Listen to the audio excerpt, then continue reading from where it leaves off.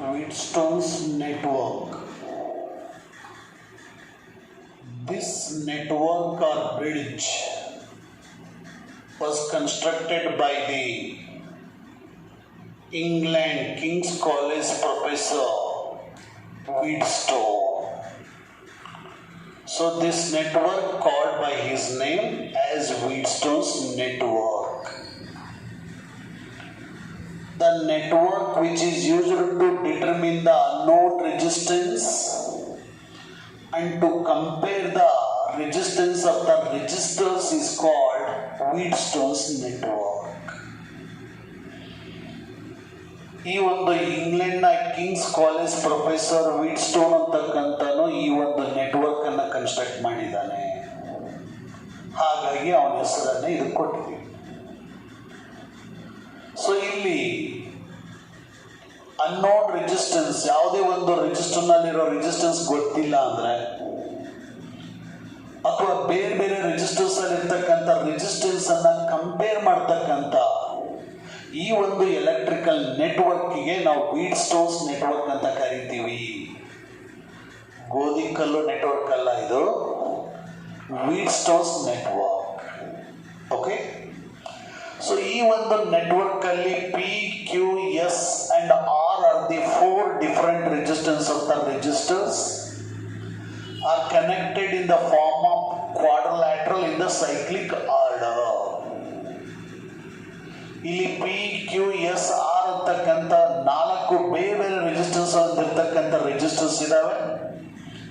ಈ 4 ಈ ಒಂದು ಕ್ವಾಡ್ರಿಲ್ಯಾಟ್ರಲ್ ಫಾರ್ಮ್ ಅಲ್ಲಿ ABCD ಅಂತಕ್ಕಂಥ ಕ್ವಾಡ್ರಿಲ್ಯಾಟ್ರಲ್ ಫಾರ್ಮ್ ಅಲ್ಲಿ ಸೈಕ್ಲಿಕ್ ಆರ್ಡರ್ ನಲ್ಲೇ ಕನೆಕ್ಟ್ ಮಾಡಿದ್ವಿ. ಪಿ ಆದ್ಮೇಲೆ ಕ್ಯೂ, ಕ್ಯೂ ಆದ್ಮೇಲೆ ಎಸ್ ತಗೊಂಡಿದೀವಿ, ಎಸ್ ಆದ್ಮೇಲೆ ಆರ್ ಕನೆಕ್ಟ್ ಮಾಡಿದೀವಿ ಸೈಕ್ಲಿಕ್ ಆರ್ಡರ್ ನಲ್ಲಿ. ಇದೇ ಕ್ವಾಡ್ರಿಲ್ಯಾಟ್ರಲ್ ನ ಬಿ ಮತ್ತು ಡಿ ಪಾಯಿಂಟ್ಸ್ ಗಳ ಮಧ್ಯೆ ಗ್ಯಾಲ್ವನೋಮೀಟರ್ ಕನೆಕ್ಟ್ ಮಾಡಿದೀವಿ. It is use to detect the current or measures the current. ಆ ಗ್ಯಾಲ್ವನೋಮೀಟರ್ ಇರ್ತಕ್ಕಂಥ ರೆಸಿಸ್ಟೆನ್ಸ್ ಅನ್ನ ಜಿ ಅಂತ ಕರಿತೀವಿ. ಹಾಗೇನೆ ಇದೇ ಕ್ವಾಡ್ರಿಲ್ಯಾಟರಲ್ ಎ ಮತ್ತು ಸಿ ಪಾಯಿಂಟ್ಸ್ ಗಳ ಮಧ್ಯೆ ಸೆಲ್ ಮತ್ತು ಕೀ ಅನ್ನ ಕನೆಕ್ಟ್ ಮಾಡಿದ್ದೀವಿ. ಇದು ಕನ್ಸ್ಟ್ರಕ್ಷನ್. ಈಗ ಕೀ ಅನ್ನ ಕ್ಲೋಸ್ ಮಾಡ್ತೀವಿ. ಆಗ ಸೆಲ್ ಇಂದ ಬಂದಿರತಕ್ಕಂಥ ಕರೆಂಟ್ ಐ ಇದೆ. According to Kirchhoff current law, ಯಾವಾಗ current I junction A entry ಆಗುತ್ತೋ ಆಗ ಬ್ರಾಂಚ್ ಕರೆಂಟ್ಸ್ I1 I2 ಆಗಿ ಡಿವೈಡ್ ಆಗುತ್ತೆ. Part of the current I1 resistance P ಮೂಲಕ ಪಾಸ್ ಆದ್ರೆ remaining current I2 resistance R ಮೂಲಕ ಪಾಸ್ ಆಗುತ್ತೆ. ಹಾಗೇನೆ resistance current I1 junction B ಬಂದಾಗ again part of the current galvanometer ಮೂಲಕ ಪಾಸ್ ಆಗುತ್ತೆ. ಆಗ ಗ್ಯಾಲ್ವನೋಮೀಟರ್ ಶೋಸ್ ದ ಡಿಫ್ಲೆಕ್ಷನ್. ಹಾಗೆ ಗ್ಯಾಲ್ವನೋಮೀಟರ್ ಹೋಗಿರ್ತಕ್ಕಂಥ ಪಾಸ್ ಆಗಿರೋ ಕರೆಂಟ್ ಅನ್ನ ಐಜಿ ಅಂತ ಕರಿತೀವಿ. Remaining current I1 minus IG. I1 ನಲ್ಲಿ ಐಜಿ ಈ ಕಡೆ ಹೋಯ್ತು, ಉಳಿದಿರ್ತಕ್ಕಂಥ current I1 minus IG. I1 minus IG equal to I3 ಅಂತ ಕೊಟ್ಟಿದ್ದೀವಿ ಹೆಸರನ್ನ. This current I3 flows through the resistance Q. ಹಾಗೇನೆ ಈಗ ನೋಡಿ, current I2 is entry into the junction D, current IG is also entry into the junction D. ಹಾಗಾಗಿ sum of the currents I2 plus IG leaves the junction D. ಹಾಗಾಗಿ ಈ ಒಂದು junction D ಇಂದ ಆ ಒಂದು ರೆಸಿಸ್ಟೆನ್ಸ್ ಎಸ್ ಮುಖ pass ಆಗ್ತಕ್ಕಂಥ current I2 plus ಐಜಿಗೆ ನಾವು I4 ಅಂತ ಕರಿತೀವಿ. So according to Kirchhoff current law, sum of the current entering the junction is equal to sum of the current leaving the junction. Junction ಎಗೆ entry ಆಗಿರೋ current I ಇದೆ, junction A ಇಂದ leave ಆಗಿರ್ತಕ್ಕಂಥ current I1 plus I2 ಇದೆ, I equal to I1 plus I2. ಹಾಗೇನೆ junction C ಗೆ entry ಆಗಿರೋ current I3 ಮತ್ತು I4 ಇದೆ. ಹಾಗಾಗಿ I3 plus I4 equal to I3 ಅಂದ್ರೆ I1 minus IG plus I4 ಅಂತಂದ್ರೆ I2 plus IG minus IG plus IG cancel ಆಗಿ is equal to I1 plus I2 is equal to I. ಅಂದ್ರೆ junction A ಗೆ ಎಷ್ಟು current entry ಆಗಿತ್ತು, junction C ಇಂದ same current leave ಆಗಿದೆ. Current I is entry to the junction A and the same current I leave the junction C according to Kirchhoff current law. Now applying the Kirchhoff voltage law. Kirchhoff voltage law apply ಮಾಡಬೇಕಂದ್ರೆ there must be a mesh ಇರಬೇಕಲ್ಲಿ. ಹಾಗಾಗಿ ನಾವು A B D A ಅಂತಕ್ಕಂಥ mesh ಅಂತ ತಗೊಂಡಿದ್ವಿ. Applying the KVL for the mesh A B D A ಅಂತಕ್ಕಂಥ mesh ತಗೊಂಡಿದ್ವಿ. ಅಂದರೆ A to B, B to D, D to A transfers ಇದೆ. ಹಾಗಾದ್ರೆ ಎ ಟು ಬಿ ಟ್ರಾನ್ಸ್ಫರ್ಸ್ ಇದೆ, ಅದೇ ಡೈರೆಕ್ಷನ್ ಕರೆಂಟ್ I1 ಮೂಲಕ ಪಿ ಮೂಲಕ ಪಾಸ್ ಆಗ್ತಾ ಇದೆ I1, ಹಾಗಾಗಿ I1P is taken to be positive. B to D transfers ಇದೆ, ಅಂದ್ರೆ A to B, B to D, D to A transfers ಇದೆ ಆಯ್ತು. ಹಾಗಾದ್ರೆ ಬಿ ಟು ಡಿ ಟ್ರಾನ್ಸ್ಫರ್ಸ್ ಇದೆ, ಅದೇ ಡೈರೆಕ್ಷನ್ ಅಲ್ಲಿ IG G ಮೂಲಕ ಪಾಸ್ ಆಗ್ತಾ ಇದೆ, ಹಾಗಾಗಿ this product IG into G is also positive. D to A transfers ಇದೆ, ಅದರ ಅಪೋಸಿಟ್ ಡೈರೆಕ್ಷನ್ ಅಲ್ಲಿ ಕರೆಂಟ್ I to R ಮೂಲಕ ಪಾಸ್ ಆಗ್ತಾ ಇದೆ, ಹಾಗಾಗಿ I to R is taken to be the negative minus I to R is equal to 0. ಯಾಕೆಂದ್ರೆ there is no cells in the mesh. ಈ ಒಂದು ಮೆಶ್ ಅಲ್ಲಿ ಯಾವುದೇ ಸೆಲ್ ಇಲ್ಲ, ಹಾಗಾಗಿ is equal to 0 ಆಯಿತು. So I1P plus IGG minus I to R equal to 0 according to the Kirchhoff voltage law from this mesh ABDA. ಹಾಗೇನೆ ಇನ್ನೊಂದು mesh ತಗೊಳ್ತಾ ಇದೀವಿ, ದಟ್ ಈಸ್ BCDB ಅಂತಕ್ಕಂಥ ಮೆಶ್.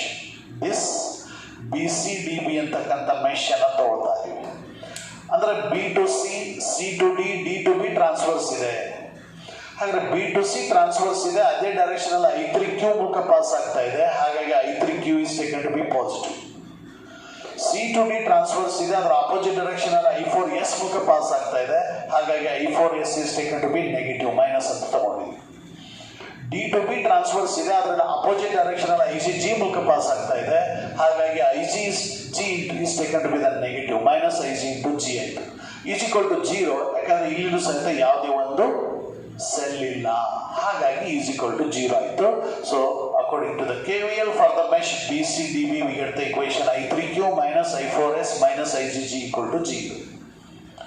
ಈಗ I3 ಅಂದ್ರೆ ಗೊತ್ತಿದೆ, I1 minus IC into Q ಬರ್ಕೊಂಡಿದ್ದೀವಿ, minus I4 ಅಂದ್ರೆ ಗೊತ್ತಿದೆ, I2 plus IC minus of I2 plus IC into S minus IC into G is equal to 0 ಆಯಿತು.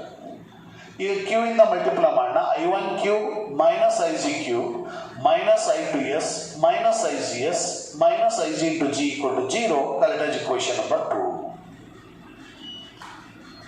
ಸೊ ಹಾಗಾದ್ರೆ ಈ ಒಂದು ನೆಟ್ವರ್ಕ್ ಯಾವಾಗ ಬ್ಯಾಲೆನ್ಸ್ ಆಗುತ್ತೆ, ಯಾಕಂದ್ರೆ ನಮಗೆ ಬ್ಯಾಲೆನ್ಸಿಂಗ್ ಕಂಡೀಷನ್ ಬೇಕಿಲ್ಲ.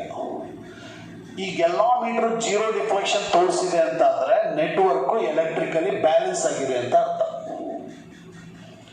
ಹಾಗಾಗಿ ಎಲ್ಲಾ ಮೀಟರ್ 0 ಡಿಫ್ಲೆಕ್ಷನ್ ತೋರಿಸಿದೆ ಅಂದ್ರೆ IG equal to 0 ಆಗಬೇಕು.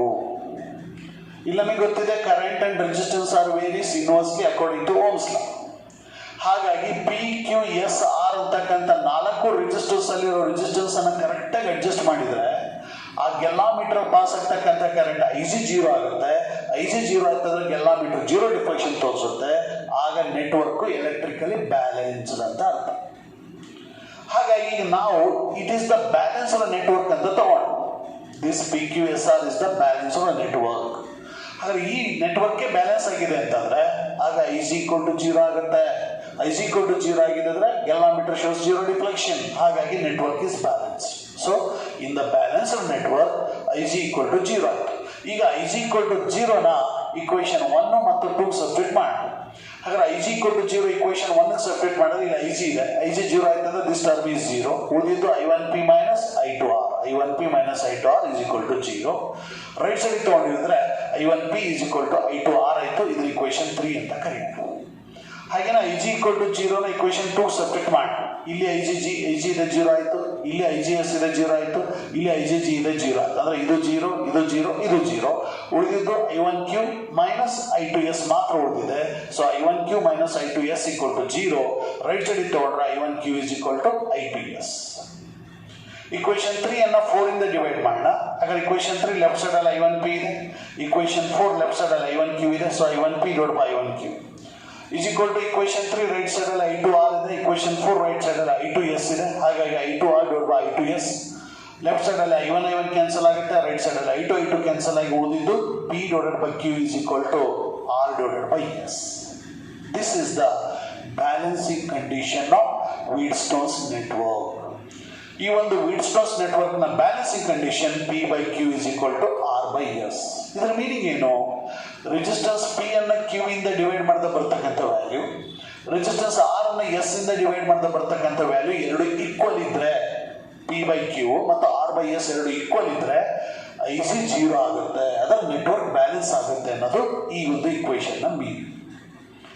ಇಂಥ ಬ್ಯಾಲೆನ್ಸ್ ನೆಟ್ವರ್ಕ್ ಅಲ್ಲಿ ನಾವು ಬ್ಯಾಲೆನ್ಸ್ ನೆಟ್ವರ್ಕ್ ಅಲ್ಲಿ ಸೆಲ್ ಮತ್ತು ಕೀಯನ್ನು ಇಂಟರ್ಚೇಂಜ್ ಮಾಡಿದ್ರು ಸಹಿತ ನೆಟ್ವರ್ಕ್ ಈಸ್ ಸ್ಟಿಲ್ ಬ್ಯಾಲೆನ್ಸ್ಡ್. ಯಾಕಂದ್ರೆ balancing condition is depends on resistance P Q S R ಮೇಲೆ ಡಿಪೆಂಡ್ ಆಗಿದೆ ಹೊರತು ಕರೆಂಟ್ ಮೇಲೆ ಡಿಪೆಂಡ್ ಆಗಿಲ್ಲ. ಹಾಗಾಗಿ ಸೆಲ್ಲೋ ಮತ್ತು ಗೆಲ್ಲಾಮೀಟರ್ ಇಂಟರ್ಚೇಂಜ್ ಮಾಡಿದ್ರು ಸಹಿತ ನೆಟ್ವರ್ಕ್ ಇಸ್ ಸ್ಟಿಲ್ ಬ್ಯಾಲೆನ್ಸ್. ಹಾಗೆ ಇನ್ಸ್ಟೆಡ್ ಆಫ್ ಗೆಲ್ಲಾಮೀಟರ್ ಯಾವುದೇ ಹೈ ರೆಸಿಸ್ಟೆನ್ಸ್ ಅನ್ನ ಅಥವಾ ಲೋ ರೆಸಿಸ್ಟೆನ್ಸ್ ಅಂತ ಕಂಡಕ್ಟರ್ ಕನೆಕ್ಟ್ ಮಾಡಿದ್ರು ಸಹಿತ ನೆಟ್ವರ್ಕ್ ಇಸ್ ಸ್ಟಿಲ್ ಬ್ಯಾಲೆನ್ಸ್. ಹಾಗೇನೆ ಪಿ ಮತ್ತು ಆರ್ ಇಂಟರ್ಚೇಂಜ್ ಮಾಡಿದ್ರೆ, ಕ್ಯೂ ಮತ್ತು ಎಸ್ ಇಂಟರ್ಚೇಂಜ್ ಮಾಡಿದ್ರೆ, ಅಥವಾ ಆರ್ ಮತ್ತು ಎಸ್ ಇಂಟರ್ಚೇಂಜ್ ಮಾಡಿದ್ರೆ, ಅಥವಾ ಕ್ಯೂ ಮತ್ತು ಪಿ ಇಂಟರ್ಚೇಂಜ್ ಮಾಡಿದ್ರು ಸಹಿತ network is may or may not balance. Network balance ಆಗ್ಬೋದು, ಬ್ಯಾಲೆನ್ಸ್ ಆಗದೇ ಇರ್ಬೋದು. ಈ P Q S R 4 equal ಇದ್ರೆ network is still balanced. P Q S R unequal ಇದ್ದು ಅಂದ್ರೆ network is not balanced even they are interchange. P Q R S ಅನ್ನು interchange ಮಾಡಿದ್ರು ಸಹಿತ ಅಲ್ಲಿ network is may or may not balanced.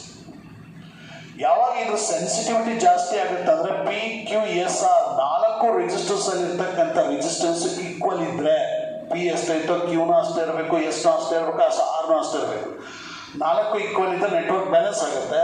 ಆಗ that ಆ ಒಂದು sensitivity of the network is very high. ಆದರೆ ಈ ಬ್ಯಾಲೆನ್ಸ್ ನೆಟ್ವರ್ಕ್ ಅಲ್ಲಿರೋ ಎಫೆಕ್ಟಿವ್ ರೆಸಿಸ್ಟೆನ್ಸ್ ಬೇಕು. ಯಾಕಂದ್ರೆ ಬ್ಯಾಲೆನ್ಸ್ ನೆಟ್ವರ್ಕ್ ಅಲ್ಲಿ ಇದು 0 ಆಗಿಬಿಡುತ್ತೆ, ಇದು 0 ಆಗಿಬಿಡುತ್ತೆ. ಇದು 0 ಅಂತಂದ್ರೆ ದಿಸ್ ಪಾರ್ಟ್ ಈಸ್ 0.